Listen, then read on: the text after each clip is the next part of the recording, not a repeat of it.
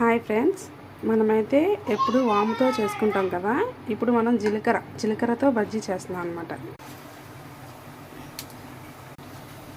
Wow, చూడండి భలే వస్తున్నాయి. చూడండి ఫ్రెండ్స్, అబ్బా మంచి వాసన వచ్చేస్తుందండి.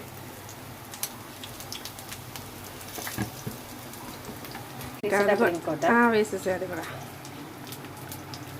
అబ్బా ఏంటి అక్క భలే స్మెల్ వస్తుంది కదా, అది వేస్తుంటేనే భలే వాసన వస్తుంది. జీలకర్ర వేసాం కదా, అది స్మెల్ బాగుంది.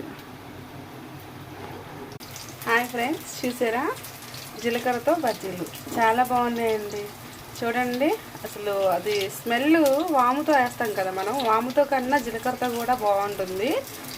ఏం లేదండి, లోపల మనం మిర్చి కట్ చేస్తాం కదా, కట్ చేసినప్పుడు వాముకు బదులు జీలకర్ర పెడతాం అనమాట, అంతే, ఇంకేం లేదు. Okay friends, like